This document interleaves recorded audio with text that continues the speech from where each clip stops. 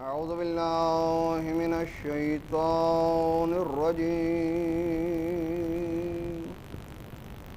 بسم الله الرحمن الرحيم.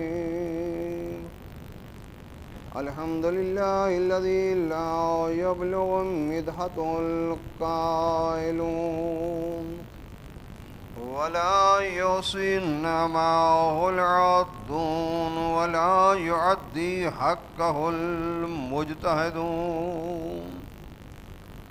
الصلاة والسلام على أشرف الأنبياء والمرسلين شفيع ذنوبنا وطبيب قلوبنا الذي سمي في السماوات أحمد وفي الأرضين أبي القاسم محمد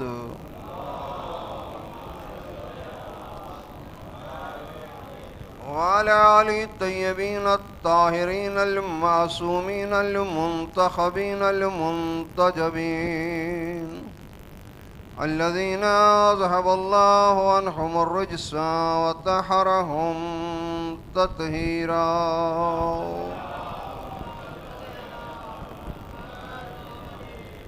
لا سيما على بقية الله في الأرضين روحي وأرواحنا لتراب مقدم الفداء.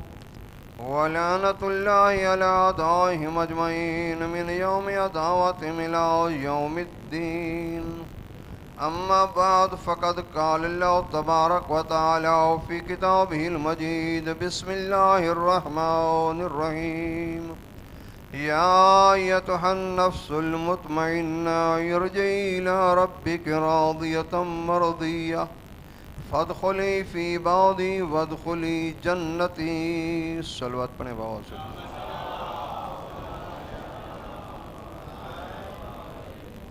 پروردگار سب مومنین کی توفیقات میں اضافہ فرمائے، سب کو امام زمان علیہ السلام کے سامنے سرخرو فرمائے، اور جو برادران مریض ہیں بار اللہ ان کو صحت و سلامتی عطا فرمائے، بے اولادوں کو اولاد نرین عطا فرمائے، اور تمام مقروضوں کے قرض ادا فرمائے. ایک مرتبہ بلند تر صلوات پڑھیں.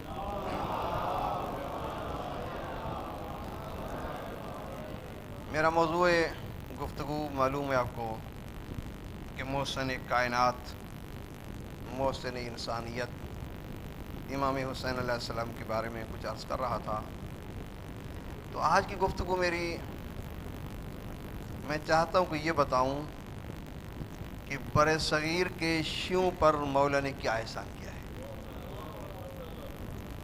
سب لوگ ویسے تو محسن کائنات کو مانتے ہیں اور سب پر احسان ہے امام مظلوم کربلا کا، کہ میں نے عرض کیا اگر عزت ملی تو حسین کے صدقے، اگر غیرت ملی تو حسین کے صدقے، اگر لوگوں کو دین ملا تو حسین کے صدقے، اگر لوگوں کو آزادی ملی تو حسین ابن علی کے صدقے، حتیٰ کہ انسان کی طرح رہنا بھی سکھایا تو حسین ابن علی نے.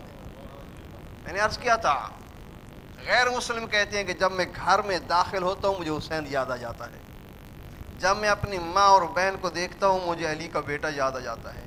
اور واقعاً ایک مستور رہتی تھی کسی علاقے میں، تو ساتھ اس کے عزاداری ہوا کرتی تھی، کبھی نہیں جانا دیا کہ نہیں گئی وہاں پر. ایک مرتبہ گئی وہاں پر تو جب واپس آئی نا تو رو رہی ہے. کسی نے کہا لوگ وہاں روتے ہیں تو یہاں کیوں رو رہی ہے؟ کہتے نہیں میں اپنی قسمت کو رو رہی ہوں کہ میں آج تک اس عزاداری میں نہ جا سکی جس نے مجھے حیا کا درس دیا، جس نے مجھے صبر کا درس دیا. مجھے تو آج پتہ چلا ہے کہ جو میں پردہ کرتی ہوں یہ بچا کیسی ہے، کہ جو میں انسانیت کے ساتھ رہتی ہوں کتنا خرچ ہوا ہے اہل بیت کا. صلوات پڑھیں بابا سے بلند.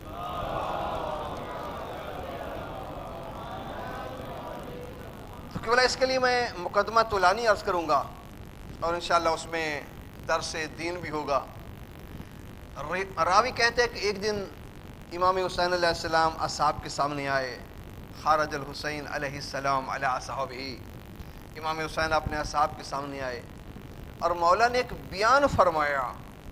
فرماتے ما خلق اللہ العباد الا لیعرفوہ اللہ نے بندوں کو اس لیے خلق کیا ہے تاکہ بندے اس کو پہچان لیں، بندے اس کی شناخت کریں، بندے اس کی معرفت حاصل کریں۔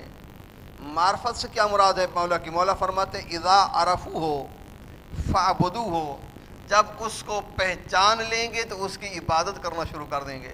اسی آیت کا ترجمہ ہے تقریباً کہ جو قرآن مجید میں اللہ فرما رہا ہے ما خلقت الجن والانس الا لیعبدون، کہ میں نے انسانوں کو خلق کیا ہے، جنوں کو خلق کیا اپنی عبادت کے لیے۔ مولا فرماتے اس سے مراد یہ ہے لیعبدون لیعرفون، تاکہ اس کو پہچانیں، جب پہچان لیں گے تو خود بخود عبادت کرنے لگیں گے۔ مولا نے جملہ فرمایا اور واقعاً ظاہر ہے کہ ایک شخص کھڑا ہوا اور کھڑا ہو کر کہتے ہیں مولا ہم اللہ کو تو پہچان نہیں سکتے، نہ ہمارے عقول خدا تک جا سکتے ہیں، نہ خدا ہمارے تصور میں آ سکتا ہے، نہ ہمارے فہم و ادراک میں خدا سما سکتا ہے، نہ ہم اللہ کے وجود کو دیکھ سکتے ہیں، نہ اس کے لامحدود علم کو دیکھ سکتے ہیں، نہ ہم اس کی قدرت کو دیکھ سکتے ہیں۔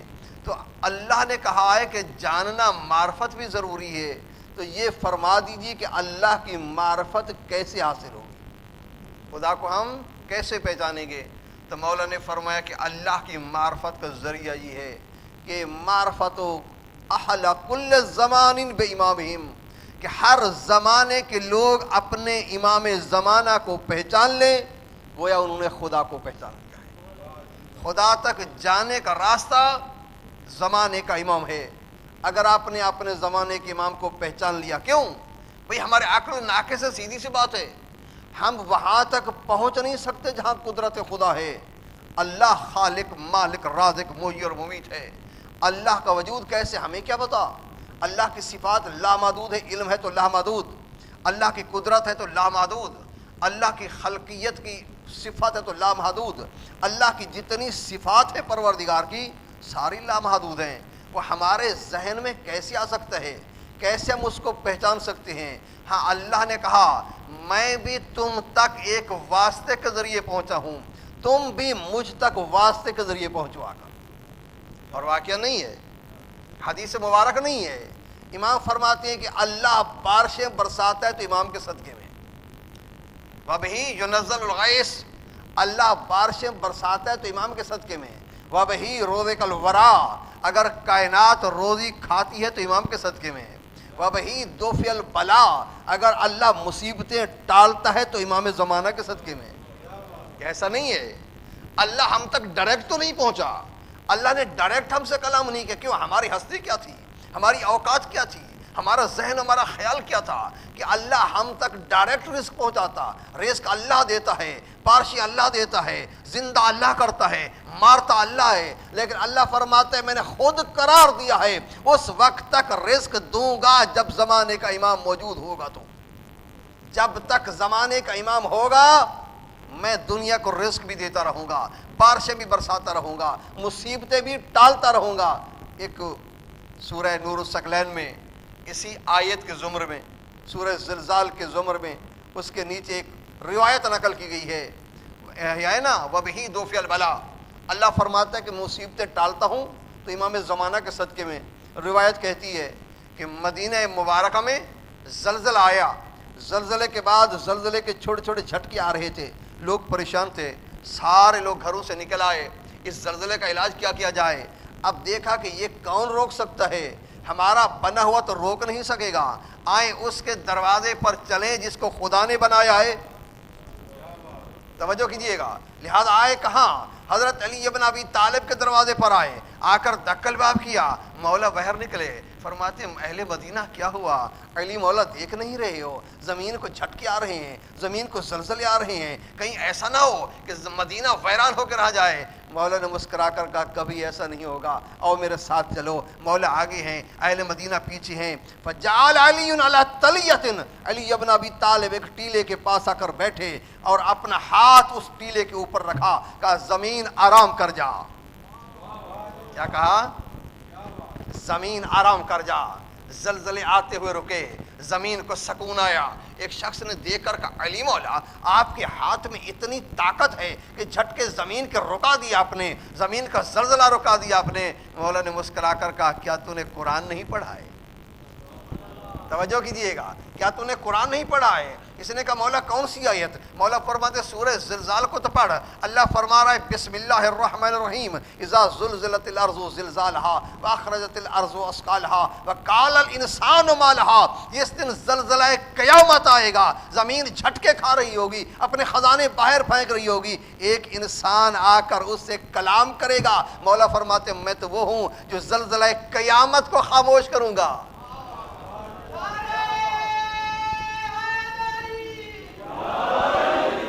میں علی وہ ہوں زلزلہ قیامت کو روک دوں گا. یہ تو دنیا کا زلزلہ ہے. میرے علی کے ہاتھ میں طاقت ہے, اللہ کی دی ہوئی طاقت ہے. اللہ چاہتا ہے کہ تم پہچانو تو امام کے ذریعے, تم میرے قریب آؤ تو امام کے ذریعے.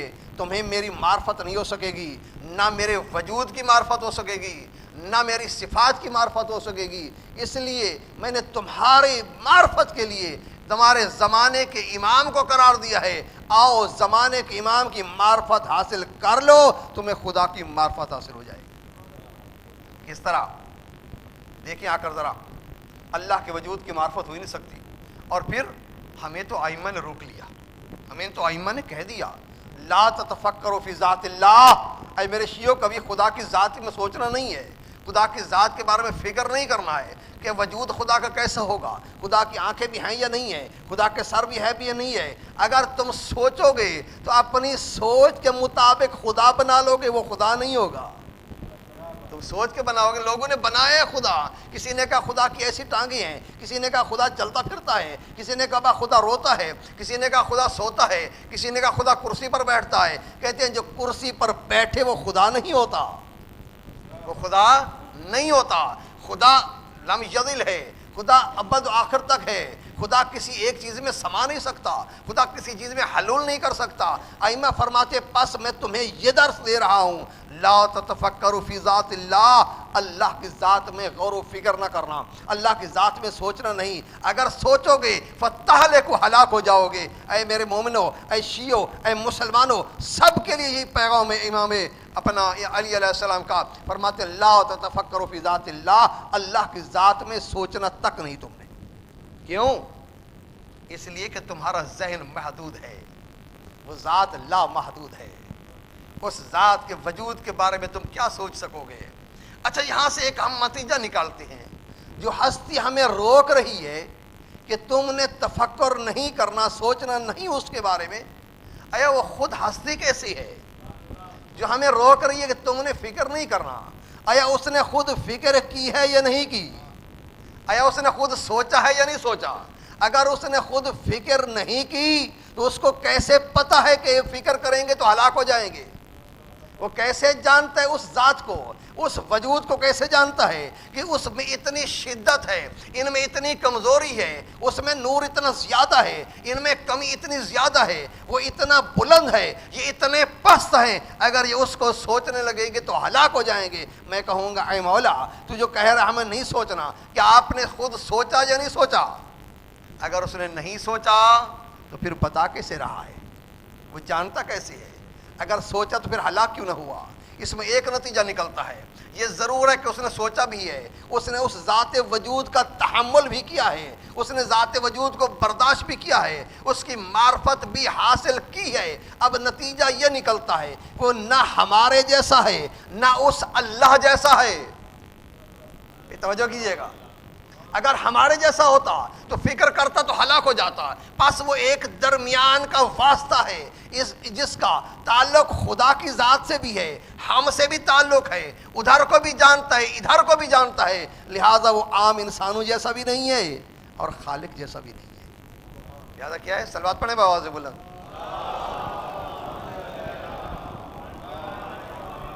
اور ہمارے عقائد میں یہ بات واضح ہے, فرمایا گیا ہے کہ جتنے بھی انبیاء آئے ہیں یا ہمارے اولیاء آئے ہیں یا ہمارے ائمہ آئے ہیں, فرماتے ہیں وہ جنبہ بشریت میں فقط نہیں آئے, ان کو اللہ نے دو جنبے عطا کی ہیں, دو جنبے عطا کی ہیں. کیوں؟ اگر بشریت کے لباس میں آ جاتے تو اللہ سے کلام لے نہیں سکتے تھے. جبرائیل سے کلام کر نہیں سکتے تھے، ان سے گفتگو کر نہیں سکتے تھے، اگر فقط نورانی جنبے میں آ جاتے تو پھر ملائکہ کی طرح ہم سے گفتگو نہیں کر سکتے تھے، ہمارے ساتھ بیٹھ نہیں سکتے تھے، لوگ اٹھ کر روز قیامت اعتراض کرتے، اے اللہ تو نے بھیجا تھا، وہ تو نورانی تھے، نہ وہ کھانا کھاتے تھے، نہ وہ سوتے تھے، نہ وہ اپنا کوئی ان کو پانی کی ضرورت پڑتی تھی، تو ایسا بھیجتا جو ہماری طرح ہوتا، ہماری طرح کھانا بھی کھاتا، ہماری طرح بازاروں میں بھی چلتا، ہماری طرح روٹی بھی کھاتا، تاکہ ہم سمجھ سکتے کہ یہ دین ہوتا کیا ہے۔ لہذا اللہ نے ایک انتظام کیا، ایسی ہستیوں کو بھیجا اپنا نمائندہ بنا کر، اپنا خلیفۃ اللہ بنا کر، جو ایک جنبے سے نورانیت رکھتے ہیں جسے اللہ سے وصول کرتے ہیں، اور دوسرا جنبہ بشریت رکھتے ہیں جس سے ہم سے بیٹھ کر گفتگو کر سکتے ہیں۔ لہذا نہ وہ انسان جیسے ہیں اور نہ وہ ملائکہ جیسے ہیں، ایک جنبہ نورانی رکھتے ہیں، ایک جنبہ انسانی رکھتے ہیں۔ لہذا ایسا نہیں، اللہ کے رسول نے فرمائے قل انما انا بشر مثلکم، کہ میں تمہاری طرح کا انسان ہوں، لیکن فوراً فرمایا میں تمہارے جیسا نہیں ہوں، یوحا الیہ، مجھے اللہ مجھ سے کلام کرتا ہے، مجھ پر وحی آتی ہے، مجھ سے خدا کی شریعت نازل ہوتی ہے، لہذا یہ نہ سمجھنا کہ میں تمہارے جیسا ہوں، اس لیے اگر تمہارے جیسا ہوتا تو مجھ پر وحی نہیں آ سکتی تھی، مجھ سے خدا کلام نہیں کر سکتا تھا۔ صلوات پڑھیں بآواز بلند۔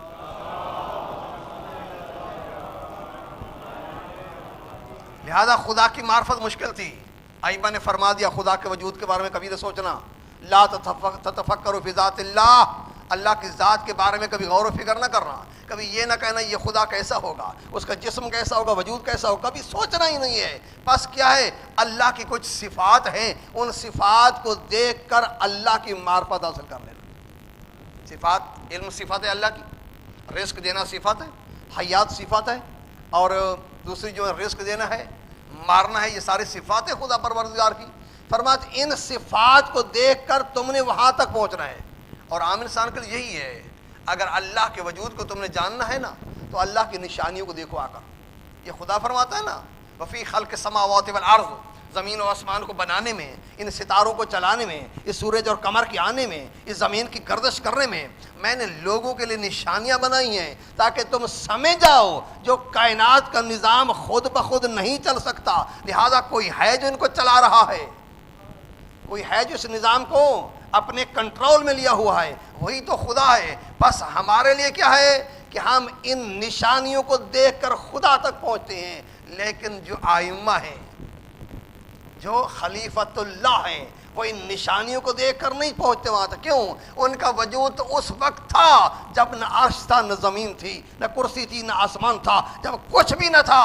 تو مولا علی سے پوچھے مولا علی ہم تو ان نشانیوں کو دیکھ کر خدا تک پہنچتے ہیں، بتا تو کیسے خدا تک پہنچا، تو نے خدا کے وجود کو کیسے دیکھا؟ تو مولا علی فرماتے ہیں الحمدللہ الذی دلہ اللہ ذات ہی بے ذات، وہ پاک ہے ذات جس نے اپنی ذات پر اپنی ذات سے دلیل قائم کر دی۔ مولا فرماتے ہیں میں نے خود خدا سے خدا تک پہنچا۔ امام زین العابدین فرماتے ہیں ہم نے خدا سے خدا کو پہچانا، ہم نے زمین کو نہیں دیکھا، ہم نے ہواؤں کو چلتے ہوئے نہیں دیکھا، ہم نے کشتیوں کو چلتے ہوئے نہیں دیکھا، یہ تو عام انسان کے لیے ہے، یہ تو عام بشر کے لیے ہے۔ ائمہ فرماتے ہیں ہم خدا تک پہنچے خدا کے وجود کے ذریعے، ہم خدا تک پہنچے خدا کے ذریعے۔ لہذا ائمہ فرما رہے ہیں اگر خدا کو پہچاننا ہے تو خدا کی صفات کو دیکھو۔ امام صادق فرماتے ہیں صلوات پڑھیں بآواز بلند۔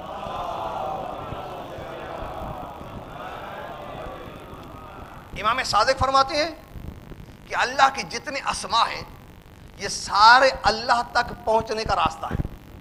اللہ ایک نام ہے ذات کردگار کا، باقی جتنے نام ہیں ان کے صفاتی نام ہیں، مثلا رازق ہے، خالق ہے، مالک ہے، محیی ممیت ہے، یہ سارے اس کے نام صفاتی ہیں اور سارے اللہ تک پہنچنے کا راستہ ہے۔ اور فرماتے ہیں جب ان کو اکٹھا کیا جائے، ان سب کو جب نچوڑ اور سارا اس کا جمع کیا جائے، اس سب کو جب آخری اس کا نچوڑ جمع کیا جائے وہ بنتا ہے خلیفۃ اللہ، یعنی اللہ کا نمائندہ زمین کے اوپر۔ فرماتے نحن اسماء اللہ، ہم وہ اسماء خدا ہیں، ہم وہ باب خدا ہیں جس کے ذریعے لوگ خدا تک پہنچ سکتے ہیں۔ صلوات پڑھیں بآواز بلند۔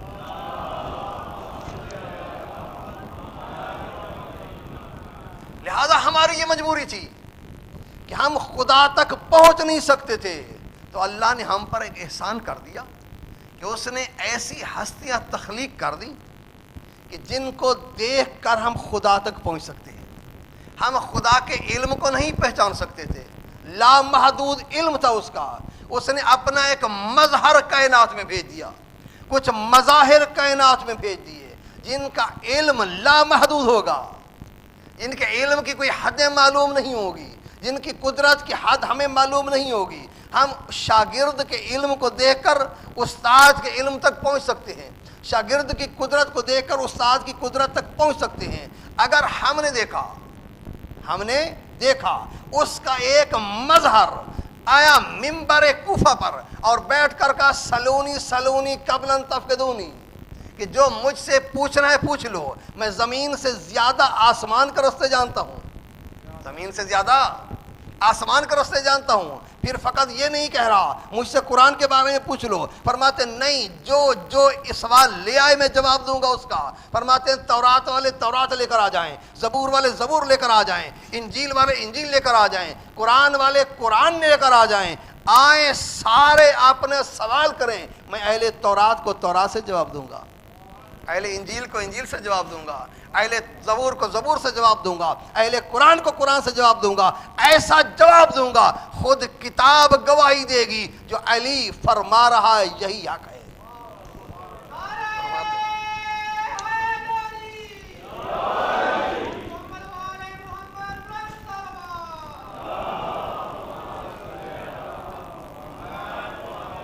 تو پھر انسان سوچنے پر مجبور ہو جاتا ہے، جس مظہر کا اتنا علم ہے، جس بندے کا اتنا علم ہے، جس نے علم جس کا ذاتی ہے وہ کتنا قدر ہوگا، جو اللہ علم دینے والے اس کا علم کتنا زیادہ ہوگا۔ دو یہودیاں ہیں مدینے میں، دونوں عالم ہیں، کہا ہمیں خلیفۃ الرسول ملا دو، ہم اس سے سوال کرنا چاہتے ہیں۔ سلیمان نے بلایا، لے گیا حضرت علی علیہ السلام کے پاس، پہلے پوچھا کہ آپ کا رشتہ کیا ہے رسول سے، اللہ کے رسول سے کیا رشتہ ہے؟ تو مولا نے فرمایا کان اخی، میرا بھائی تھا، کان اخی میرا بھائی تھا۔ کہا حقاً یا اخی رسول اللہ، سچ کہا ہے، تورات میں یہی لکھا ہوا ہے، جو محمد کا وصی ہوگا محمد کا بھائی ہوگا۔ پھر فرماتے ہیں اور کیا رشتہ ہے؟ فرماتے انا وصیہ وانا امینہ، میں اس کا وصی ہوں، میں اس کا امین ہوں۔ بس انہوں نے جب سمجھ لیا، دیکھ لیا علی کو، یہ عرض کرنے لگے مولا یہ بتا تیرا خدا کہاں رہتا ہے؟ سوال کر دیا انہوں نے، سوال وہی جو ہمیں تورات سے چاہیے، قرآن سے چاہیے، تیرا خدا کہاں رہتا ہے؟ مولا فرماتے یہ بتاؤ یہودی، تورات والا جواب دوں یا قرآن والا جواب دوں؟ جو جواب تورات میں لکھا ہے وہ جواب دوں یا جو قرآن میں لکھا ہے وہ جواب دوں؟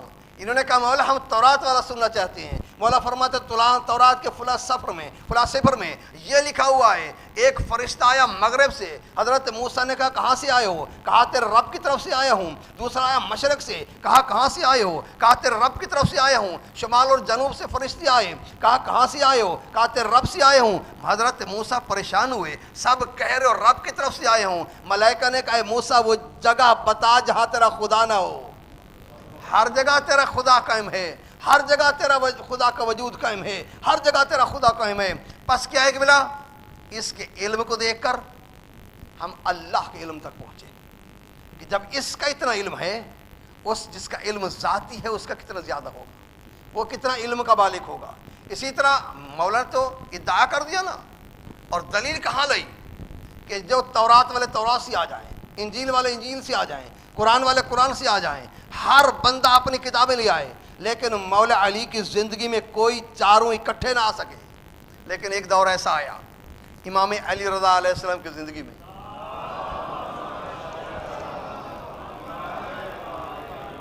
مولا امام رضا علیہ السلام مرو میں بیٹھے ہوئے ہیں، خلیفہ مامون نے چاہا امام کا امتحان لوں، کسی فرقے سے ان کو زیر کر دوں، چند فرقوں کو بلا، یہودیوں کو بلا لیا، نصرانیوں کو بلا لیا، زرتشت جن کی کتاب کئی ہزار سال پہلے تھی ان کو بھی بلا لیا۔ اچانک اطلاع بھیجی امام رضا علیہ السلام کے پاس کہ آؤ میں تمہارا مناظرہ کرانا چاہتا ہوں۔ اور روایت کہتی ہے جو بلانے کے لیے گیا نا وہ بھی شیعہ تھا، وہ بھی مومن آل محمد تھا، لیکن معرفت کے پتہ نہیں کیا مسئلہ تھا۔ جب امام کے پاس گیا نا بڑا پریشان ہے، بڑا یعنی اس میں پریشانی کے عالم میں مولا نے فرمایا کیا مسئلہ ہے؟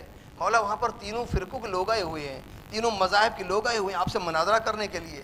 تو مولا کہ تو کیوں گھبرا رہا ہے، تو کیوں پریشان ہو رہا ہے؟ کہتے مولا آپ کو پہلے اطلاع نہیں دی، انہوں نے آپ کو پہلے بتایا نہیں، وہ اپنی کتابیں اٹھا کر آئے ہوئے ہیں۔ مولا نے کہا تو مجھے نہیں جانتا، وہ میرا دادا تھا جس نے کہا تھا تورات والے تورات لے کر آ جائیں، زبور والے زبور لے کر آ جائیں، اپنا انجیل والے انجیل لے کر آ جائیں۔ پھر کہا پریشان نہ ہو، یہ تو مامون کا چہرہ دیکھنے کے قابل ہوگا، جب میں تورات والوں کو تورات سے جواب دوں گا، انجیل والوں کو انجیل سے جواب دوں گا، زرتشت کے اس کی اپنی کتاب کو پڑھ کر جواب دوں گا۔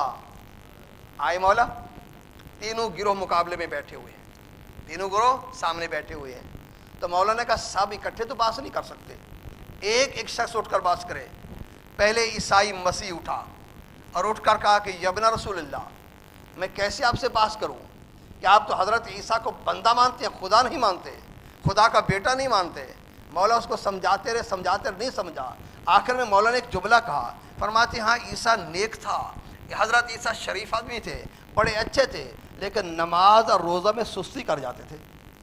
دیکھیں مولا سمجھانا چاہ رہے، اس کو نہیں لگانا چاہ رہے ہیں، اس کو ضرب لگانا چاہتے اس کے دل کے اوپر، ذہن کے اوپر۔ اس نے کہا کیسے کہہ رہے ہیں، وہ تو صائم النہار تھا اور اپنا قائم اللیل تھا، سارا دن روزہ رکھتا تھا، ساری رات عبادت کرتا تھا۔ جب اس نے اپنی زبان سے اقرار کیا نا کہ حضرت عیسیٰ سارا دن روزہ رکھتے تھے، ساری رات عبادت کرتے تھے، ایک مرتبہ مولا نے فرمایا لمن کان یصلی، وہ کس کے لیے نماز پڑھتا تھا، کس کے لیے روزہ رکھتا تھا؟ جو خود خدا ہے، جو خود خدا تھا، جو خود خدا کا بیٹا ہے، روزہ کس لیے رکھتا تھا، نماز کس لیے رکھتا تھا؟ یہ اپنا خاموش ہو کر بیٹھ گیا۔ پھر یہودی اٹھا، یہودی نے کیا کہا کہ میں کیسے آپ سے مناظرہ کروں، آپ دلیل قرآن سے لائیں گے، میں تورات کو مانتا ہوں۔ مولا فرماتے کیا تم راس الجلود، تو کہتے میں نے تورات نہیں پڑھی ہے، میں نے تورات نہیں دیکھی ہے؟ اس نے کہا مولا اگر تورات سے جواب لاؤ گے تو میں قبول کروں گا۔ مولا فرماتے تورات کھول، میں پڑھنا شروع کر رہا ہوں۔ کہا مولا کہاں سے پڑھوں؟ مولا فرماتے فلاں صفحے کھول، دائیں طرف فلاں سطر کو پڑھنا شروع کر۔ ادھر سے مولا پڑھنا شروع کرتے ہیں، ادھر سے چیخ کر کہتا ہے آپ کہاں سے دیکھ کر پڑھ رہے ہیں؟ مولا فرماتے اگر دیکھ کر پڑھوں تو میں حجت کیوں ہوا؟ پھر اگر دیکھ کر پڑھوں،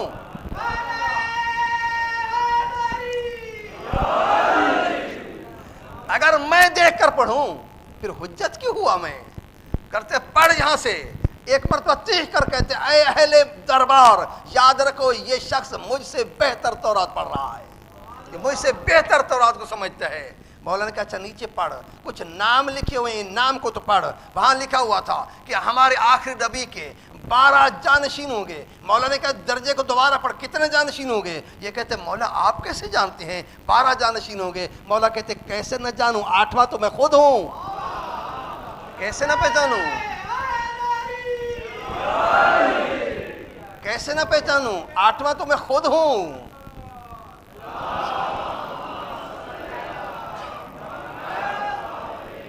اچھا ایک اور جگہ پہ آ جا، کچھ نام لکھے ہوئے، نام کو پڑھ کر سنا ان اہل مجمع کو کیا لکھا ہوا ہے۔ یہودی نے پڑھنا شروع کیا، احمد ہے، دختر اپنا ایلیا ہے، دختر احمد ہے، شبیر و شبر لکھے ہوئے ہیں۔ مولا فرماتے ان کا عربی میں ترجمہ بھی کر دینا، عربی میں ترجمہ کر۔ اس نے آنکھیں نیچے کی، آنکھیں نیچے کر کے ترجمہ کرنے لگا۔ صلوات پڑھیں بابا سے بولنا،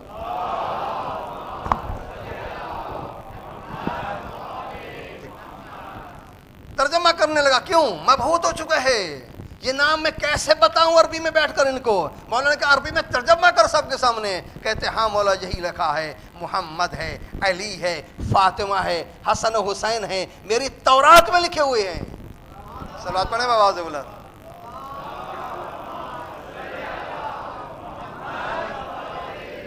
اب آخری شخص زرتشت اٹھا، کہتے ہیں میرا جواب دو گے تو پتہ چلے گا، ان کی کتابیں نہیں تھی، آپ نے پڑھی ہوئی تھی، میری کتاب کی زبان بھی کوئی نہیں سمجھتا، میرے شاگردوں کے علاوہ کوئی سمجھتے نہیں کیا لکھا ہے اس میں، میری کتاب کا جواب دو گے تو پتہ چلے گا۔ مولا نے فرمایا تیرا نام عمران ساوی ہے نا؟ حیران ہوا، مولا آپ کو کیسے پتا؟ یہ نام تو میری ماں نے رکھا تھا، میری ماں مجھے پکارا کرتی تھی۔ فرماتے اپنی کتاب کو کھول، میں فلاں صفحے سے تمہیں پڑھانا چاہتا ہوں، میں ادھر سمجھاتا ہوں، تو پڑھ کر سنا حقیقت ہے یا نہیں ہے۔ ادھر مولا نے کتاب کو پڑھا، فرما یہ اپنے رسول کا نام ہے، پھر نام پڑھتا آیا، فرمایا یہ 8ویں جگہ پر میرا نام ہے یا نہیں ہے، آگے پڑھتا۔ اس نے خاموش کھڑا تھا، یہ کوئی جواب نہیں دے رہا تھا۔ اس کے شاگرد نے چیخ کر کہا جو امام کہہ رہا ہے وہی حق ہے۔ میرا استاد جواب دے یا نہ دے؟ جو لکھا ہے وہی امام پڑھ رہے ہیں، پس تینوں مسلک بہ رہا ہے۔ یہودی نے کہا اگر عالم ہے تو امام رضا، عیسائی نے کہا امام رضا عالم ہے، سب نے کہا اس وقت اگر سب سے کائنات کا بڑا عالم ہے تو امام علی ابن موسیٰ رضا علیہ السلام ہے۔ کیا ہے کہ بلا؟ تو تاریخ نے دیکھا جب امام کا جس نے علم لیا ہوا ہے اتنا علم ہے، تو وہ خالق کتنے علم کا مالک ہوگا؟ جس کا کمال ذاتی ہے اس کا کتنا بڑا کمال ہوگا۔ پھر ہم نے دیکھا وہ خالق کیا کرتا ہے، لا شے سے شے بنا دیتا ہے، تخلیق کر دیتا ہے۔ ہمیں سمجھ نہیں کیسے تخلیق کرتا ہے۔ اللہ کسی مادے سے بناتا کچھ نہیں، ایسے چیز ہوتی نہیں اس کو چیز بنا دیتا ہے۔ تو آیا کسی امام نے ایسا کام کر کے دکھایا ہے کہ چیز لا شے سے شے بنا دے؟ تاریخ اسلام کہتی ہے کئی مرتبہ ایسا ہوا، ایک مرتبہ خود امام علی نقی علیہ السلام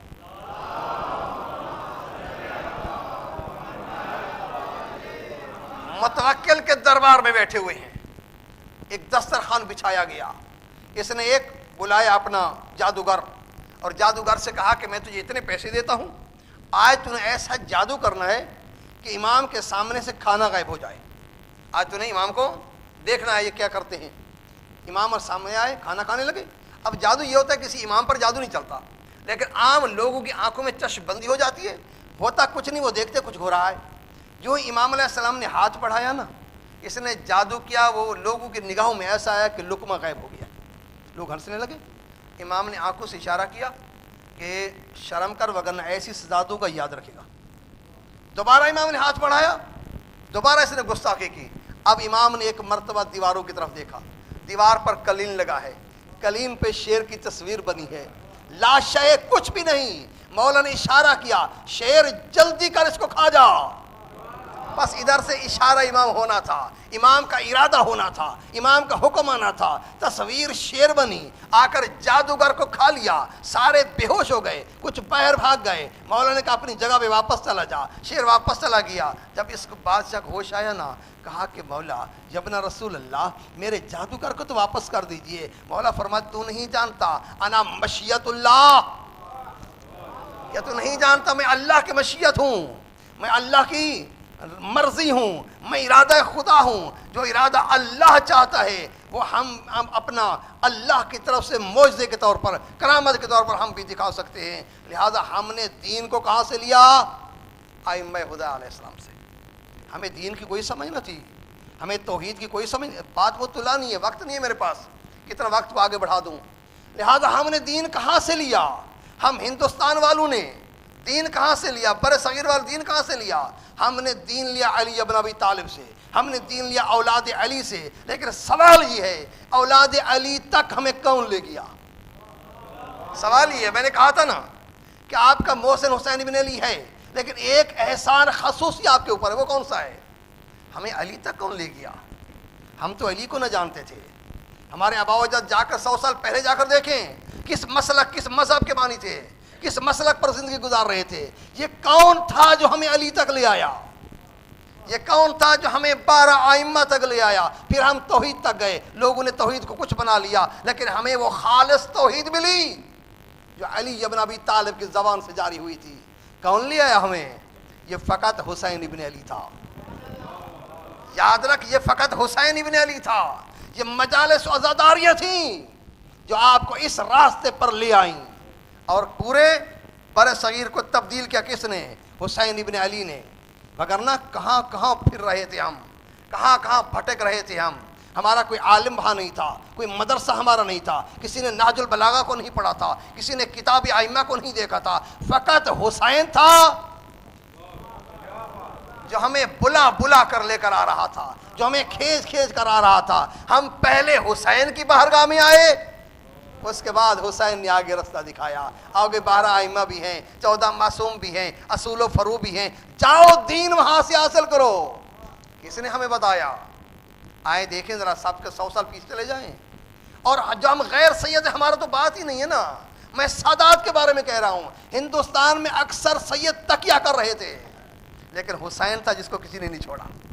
حسین تھا. جوش ملیہ آبادی نے یہی کہا تھا نا, کمیونزم آ گیا ہندوستان میں, کمیونزم کی بڑی نام بن گیا, تو اس بیچارہ بھی ادھر چلا گیا. لیکن تھوڑے دن گزرے, پھر وہی سجدے, وہی نمازیں, وہی اللہ اللہ کر رہا ہے. کسی نے کہا کیوں تو کمیونسٹ بن گیا, پھر مسلمان کیسے ہو گیا؟ کہا میں نے سب کچھ چھوڑا تھا لیکن حسین کو نہیں چھوڑا تھا. میں نے سب کچھ چھوڑ دیا تھا. میں یعنی نہ نماز پڑھتا تھا, نہ میں روزہ رکھتا تھا, نہ میں زکوٰۃ دیتا تھا, نہ میں حج کرتا تھا. مجھے سب پر اعتقاد ختم ہو گیا تھا, لیکن میں نے حسین کو نہیں چھوڑا تھا.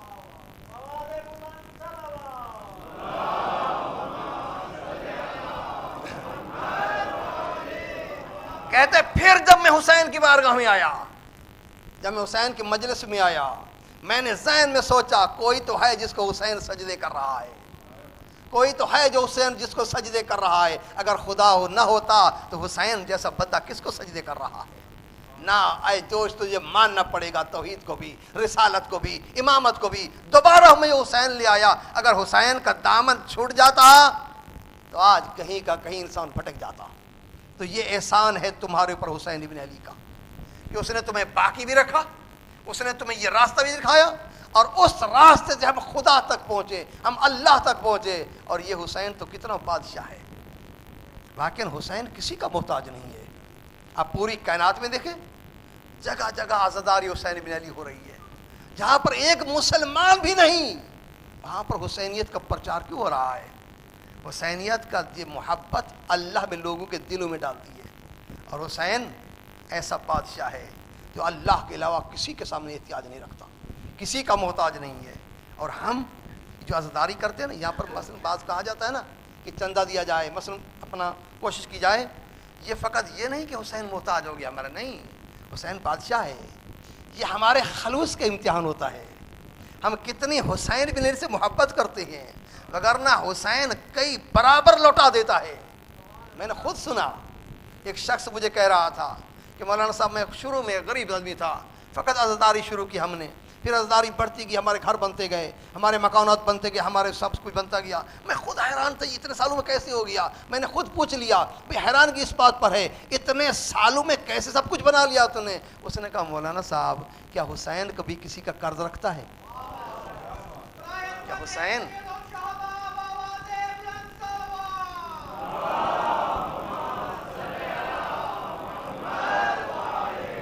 کیا حسین ابن علی کسی کا قرض رکھتا ہے؟ اس نے تو نانے کا قرض نہ رکھا, اس نے وعدہ طفلی کو کیسا پورا کیا. حسین کبھی کسی کا قرض نہیں رکھتا, اور جب حسین دیتا ہے تو تھوڑا بھی نہیں دیتا ہے. آئے حسین کے دروازے کے اوپر اظہار محبت ہم کیوں کرتے ہیں, یہ ہم کیوں پیسہ شامل کرتے ہیں؟ اس لیے کہ امام زین العابدین خود فرماتے ہیں اللہ کے کام تو ہوتے رہتے ہیں, لیکن تم دعا کیا کرو یہ کام ہمارے ہاتھ سے ہو جائے. امام حسین کی عزاداری پہ کسی کا پیسہ لگ جائے گا, لیکن دعا کرو کہ ہمارا پیسہ لگ جائے. دعا کرو کہ یہ نیاز ہمارے پیسوں سے بن جائے. دعا کیا کرو کہ یہ آگے ہمارے پیسوں چل جائے. وگرنہ حسین کسی کو بھی بھیج سکتا ہے, حسین کسی طرح سے کرا سکتا ہے. حسین ابن علی تو وہ ہے جس کی سبیلوں جیسے کسی کی سبیلیں نہیں, جس کے لنگر جیسا کسی کا لنگر نہیں, جس کے گھر جیسے کسی کا گھر نہیں, جس کے بھائی جیسا کسی کا بھائی نہیں, جس کی بہن جیسا کسی کی. اور آج توحید مکمل ہو رہی ہے کربلا میں. توحید کا جملہ دیکھا آپ نے, لا الہ الا اللہ. لا الہ کا معنی ہے کہ تمام غیر خدا کی نفی, اور الا اللہ خدا کے سامنے جھک جانا, خدا کے سامنے جھک جانا. یہ توحید کو مکمل کیا ہے حسین ابن علی نے کربلا میں آ کر. لا الہ بیعت سے انکار کیا حسین نے پہلے, الا اللہ سجدہ کربلا میں آ کر ادا کیا. تو پورے کلمے کو مکمل کیا تو حسین ابن علی نے. اس لیے تو شاہ اجمیر کہا رہا ہے نا, شاہ اجمیر کیا کہا ہے کہ شاہ است حسین, کسی نے کہا تھا نا, کتنی تعریف خوبصورت کی اس نے آ کر. شاہ اجمیر نے بہترین ربائی لکھی اپنے عقل کے مطابق, اپنے سوچ کے مطابق. کسی نے پوچھا حسین کون ہے, کہتے شاہ است حسین. حسین تو شاہ ہے, پھر کہتے نہیں میں نے ابھی کمی چھوڑی ہے, شاہ کہاں, کہتے بادشاہ است حسین. حسین بادشاہ ہے، حسین بادشاہ ہے. پھر کہتے ہیں دین است حسین. نہیں نہیں نہیں، فقط حسین بادشاہ نہیں، حسین تو دین ہے، حسین تو اصل اسلام ہے. پھر فرماتے نہیں نہیں ابھی میں کمی چھوڑ گیا ہوں. دین است حسین، کہا دین پناہ است حسین. دین یعنی پناہ گیر اور ہوتا ہے، پناہ دینے والا اور ہوتا ہے. جو پناہ لیتا ہے اس کی ہمت کم ہوتی ہے، جو پناہ دینے والا ہوتا ہے اس کی فضیلت زیادہ ہوتی ہے. فرماتا نہیں دین نہیں، دین پناہ است حسین. حسین تو دین کو پناہ دے رہا ہے، حسین تو دین کو بچا رہا ہے. پھر فرماتا ہے کہ سرداد نداد دست در دست یزید. کسی نے کہا یہاں حسین کا نام کیوں نہیں آیا؟ ہر فکرے میں حسین کے دو دو مرتبہ نام آئے، اس جملے میں حسین ابن نام کیوں نہ آیا؟ اس نے کہا میں کیسے لکھتا، اس میں یزید کا نام جو آ گیا تھا، یزید کے ساتھ میں حسین کو کیسے لکھتا؟ سرداد نداد دست در دست یزید، حقا کے بنا لا الہ است حسین. حقا کے جو کلمہ لا الہ پڑھتے ہم، اس کے بنا حسین نے کربلا میں رکھ دیا. یہ کربلا میں حسین نے مکمل کیا ہمارے لیے دین کو آ کر، اور اس نے الا اللہ کو دیکھا. علامہ اقبال نے دوسرے جملے کو لکھا کہ نقش الا اللہ پر صحرا نوشت. حسین ابن علی نے الا اللہ کے نقش کو آ کر کربلا میں لکھا ہے. اور آج 5ویں تاریخ ہے کربلا میں، 5ویں رات ہے حسین ابن علی کو کربلا میں. سننا آسان ہے لیکن تاریخ کربلا کو پڑھا. ان بہنوں سے پوچھ جو بار بار سن رہی ہیں 4000 کا لشکر فلاں لے آیا، 3000 کا لشکر فلاں ملون لے آیا ہے، جس کو تھوڑی دیر بعد اطلاع ملی ہے شمر ذل جوشن اس میدان میں آ گیا ہے. بہنیں پوچھ رہی ہیں بھائی تیرا کوئی ہے چاہنے والا، تیرا کوئی ہے آنے والا؟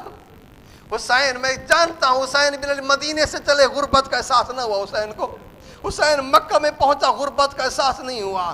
حسین جب سے کربلا میں آیا ہے نا، آج حسین کو عجیب غربت کا احساس ہوا ہے. میرے مولا نے بہنوں کی مرضی کے مطابق یا خود اپنی فوج کو کامل کرنے کے لیے حسین نے آج ایک خط لکھا ہے، بلکہ 2 محرم کو، کچھ کے 3 محرم کو، کچھ کے پہلے، مختلف روایات ہیں. میرے مولا نے کربلا میں بیٹھ کر ایک خط لکھا ہے کسی دوست کو، کسی بچپن کے ساتھی کو. اگر جاننا چاہتے ہو تو یہ کون ہے، اور ذرا مدینے کی گلیوں کو دیکھو. رسول اللہ صحابہ کے ساتھ جا رہے تھے، کچھ بچے کھیل رہے تھے.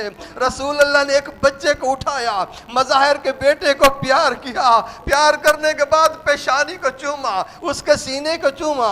صحابہ نے کہا یا رسول اللہ بچے تو اور بھی موجود تھے، اس بچے میں کیا خصوصیت تھی؟ رسول اللہ نے کہا تم دیکھ نہیں رہے تھے، میرے حسین کے پیچھے پیچھے چل رہا تھا، میرے حسین کے قدموں کے خاک کو اٹھا کر اپنے سر میں رکھ رہا تھا. یہ میرے حسین سے عشق کر رہا ہے، میرے حسین سے محبت کر رہا ہے. کربلا میں میرے مولا نے اسی دوست کو خط لکھا ہے، اور عجیب جملے، 3 جملے تقریباً خط کے. فرماتے ہیں من حسین الغریب الى رجل الفقی حبیب ابن مظاہر. عجیب جملہ ہے، حبیب میں بطول کا بیٹا غریب ہو گیا ہوں، میں کربلا میں آ کر بے نوا ہو گیا ہوں، میں مسافر ہو گیا ہوں کربلا میں آ کر. پھر لکھتے حبیب تو تو جانتا ہے نا میرے شجرے کو، تو تو مجھے جانتا ہے نا. یعنی مولا کہنا یہ چاہتے ہیں حبیب تو جانتا ہے میں رسول کا بیٹا ہوں، حبیب تو جانتا ہے میں علی کا بیٹا ہوں، حبیب تو جانتا ہے میں بطول کا بیٹا ہوں. پھر لکھتے حبیب میں کربلا میں تنہا تو نہیں آیا ہوں، میری بہنیں بھی میرے ساتھ آئی ہیں، اگر حبیب آ سکے تو میں تیری انتظار کر رہا ہوں. بس یہ خط دیا، خط روانہ ہوا، خط کوفہ پہنچا. حبیب کے سامنے کھانا رکھا ہوا تھا، دکل باب ہوا. حبیب نے کہا من علی الباب، دروازے پر کون کھڑا ہے؟ اس نے کہا انا برید الحسین، میں حسین کا قاصد آیا ہوں. حبیب جلدی سے بہر گیا، خط کو لیا، خط کو کھولا. ماں انتظار میں بیٹھی ہے، زوجہ انتظار میں بیٹھی ہے. زوجہ نے دیکھا خط لے کر آ رہا ہے، خط حسین کا ہے. رو کیوں رہا ہے حبیب، رو کیوں رہا ہے؟ تجھے حسین نے خط لکھا ہے. کہتے ہاں ہاں نیک بخت، حسین ابن علی نے خط لکھا ہے. کہا خط میں کیا لکھا ہے؟ کہا یہی لکھا ہے کہ کربلا میں گر گیا ہوں، میرے ساتھ بہنیں بھی ہیں، حبیب اگر آ سکے جلدی پہنچنے کی کوشش کر. پھر زوجہ کو دیکھنے کے لیے, زوجہ کو آزمانے کے لیے حبیب نے ایک جملہ کہا. زوجہ نے کہا پھر حبیب کیا کر رہا ہے, کیا سوچ رہا ہے؟ حبیب نے کہا نیک وقت کیا کروں, دشمن دروازے پر کھڑا ہوا ہے, وقت بہت کم ہے, کربلا ہونے والی ہے, میں کیسے جا سکتا ہوں؟ بس اس نے کہا نا کیسے جا سکتا ہوں. ایک مرتبہ یہ عورت اٹھی, کہتی حبیب تلوار مجھے دے دے, حبیب گھوڑا مجھے دے دے, حبیب میں خود چلی جاتی ہوں, میں جنگ تو نہ کر سکوں گی, کہوں گی مولا کاش میرا بیٹا ہوتا. تو بلاتا رہا, حبیب سوچتا رہا. حبیب نے رو کر کہا, حبیب نے رو کر کہا نیک وقت کیسے ہو سکتا ہے؟ حسین بلائے اور حبیب نہ جائے, یہ کیسے ہو سکتا ہے؟ حبیب باہر نکلے, بازار کی طرف آئے, کیا دیکھا؟ مسلم بن اوسجہ ہیں, حنا خرید رہے ہیں, مہندی خرید رہے ہیں, پیسے دے چکے ہیں, مہندی لینے والے ہیں کہ حبیب نے پشت پر ہاتھ رکھا. مسلم چھوڑ دے اس مہندی کو, چھوڑ دے اس حنا کو, حسین کربلا میں بڑی خوبصورت حنا دے رہا ہے, حسین کربلا میں خوبصورت رنگ کر رہا ہے, چھوڑ دے اس کو.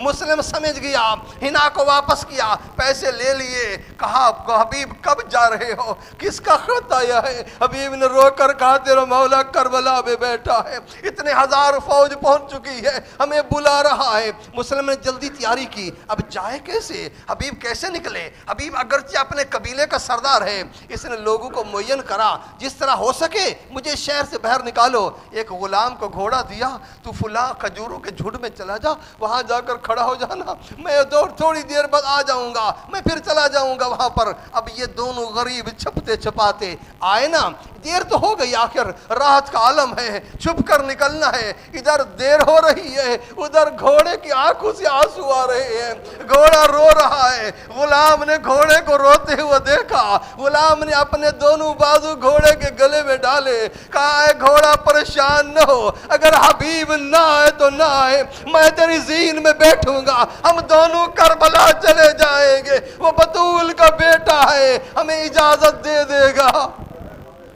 حبیب کہتے ہیں میں کھجوروں کے جھنڈ کے قریب ہوا, میں نے دیکھا غلام بھی رو رہا ہے, گھوڑا بھی رو رہا ہے.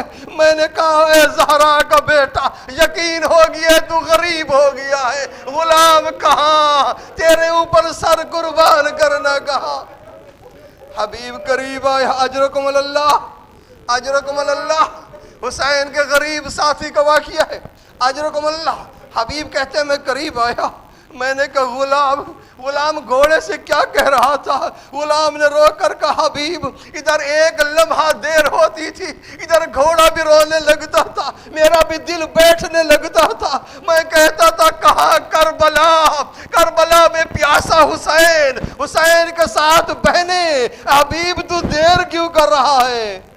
حبیب نے کہا غلام میں نے تجھے فی سبیل اللہ آزاد کر دیا ہے, چلا جا اب گھوڑا مجھے دے دے. غلام پاؤں پر گرا, جب تیرا غلام تھا تو میں کربلا جا رہا تھا, اب تو میں آزاد ہوں, اتنی منت لگا دینا. وہاں پر کھڑے ہیں قریش کے سردار, وہاں پر بڑے بڑے نسب والے ہوں گے, میری سفارش کر دینا, مجھے بطول کا بیٹا شامل کر لے, اپنے سب اوپر قربان ہونے کی اجازت دے دے. عزادارو یہ قافلہ چلا, غلام کبھی سوار ہوتا ہے, کبھی ساتھ دوڑنا شروع کر دیتا ہے. مسلم ابن اسجع پیچھے پیچھے آ رہا ہے, ادھر حسین, حسین کربلا میں بیٹھا ہوا ہے. میرے مولا نے کچھ علم تقسیم کیے ہیں, کچھ پرچم تقسیم کیے ہیں, ایک پرچم کو ہاتھ میں لے کر بیٹھا ہے حسین. ایک صحابی آگے بڑھا, مولا یہ پرچم کسی کو نہ دو گے؟ مولا نے کہا وہ آئے تو دوں, آئے گا, آنے والا آ رہا ہے جس کے لیے میں اپنے پرچم رکھا ہوا ہے. تھوڑی دیر گزری, صحابہ نے دیکھا کہ مولا کے چہرے پہ مسکراہٹ, وہ بھی کربلا کے اس صحرا میں. سب نے دیکھا, کوفے کی طرف سے گرد و غبار اٹھی ہے, سب دیکھنے لگے, مولا کے چہرے پہ مسکراہٹ ہے, سمجھ گئے کوئی دوست آ رہا ہے. تھوڑی دیر گزری, حبیب ظاہر ہوا, حبیب ظاہر ہوا. ادھر مولا استقبال کے لیے اٹھے, عباس استقبال کے لیے بڑھے, علی اکبر نے جا کر لغاؤ میں فرس کو پکڑا, حبیب حبیب نیچے اترا, سب سے پہلے مولا کے قدموں پر ہاتھ رکھا, رو کر کہا مولا تو اپنے آپ کو غریب کیوں کہلاتا ہے؟ تو بطول کا بیٹا ہے, تو زہرا مرضیہ کا بیٹا ہے, اپنے آپ کو غریب نہ لکھتا, تو اپنے آپ کو غریب کیوں سمجھتا ہے؟ اتنے میں حبیب آیا, تکبیر کی آواز بلند ہوئی, خیام میں آواز تکبیر آئی. بی بی نے کہا فضا جلدی باہر جا, دیکھ کیا ہوا ہے. واپس آئی, اے علی کی بیٹی تیرے بھائی مسکرا رہا ہے, وہ بچپن کا ساتھی حبیب آ گیا ہے.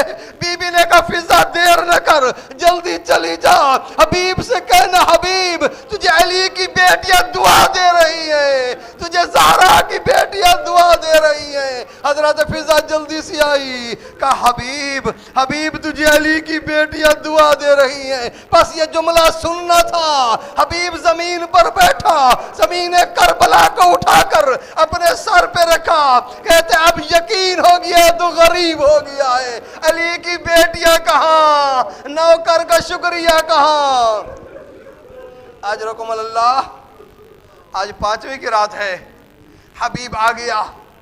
10ویں کی شب آئی, شب عاشور آئی. یہ ہلال ابن نافع روتا ہوا آیا, کہتے حبیب میں حسین ابن علی کے پیچھے چل رہا تھا, مولا خیمے میں داخل ہوئے ہیں. بہن نے بھائی سے پوچھا ہے, بھائی ان کو آزما لیا ہے, کل یہ تجھے چھوڑ کر تو نہ چلے جائیں گے. حبیب نے کہا سارے صاحب یہ اٹھو, رکعتیں چھوڑ دو, سجدے چھوڑ دو, یہ ذکر چھوڑ دو, تلواریں اٹھاؤ, میرے ساتھ چلو. مسلم تو بھی میرے ساتھ آ, زہیر تو بھی میرے ساتھ آ, سعید تو بھی میرے ساتھ آ. سب صحابہ کو حبیب نے ساتھ لیا. علی کی بیٹی کے دروازے پر آئے, کہا عباس ہماری طرف سے تو نمائندہ بن جا. علی کی بیٹی اسے کہہ دے یہ تلواریں اور یہ سر حاضر ہے, ہم چھوڑ کر نہ جائیں گے, اگر کہے تو ابھی جنگ شروع کر دیں. یہ وہ موقع تھا جب علی کی بیٹی دعا کر رہی تھی, حبیب خدا تجھے زندہ رکھے, علی کی بیٹیوں کے خیمے کی حفاظت کرتا رہے.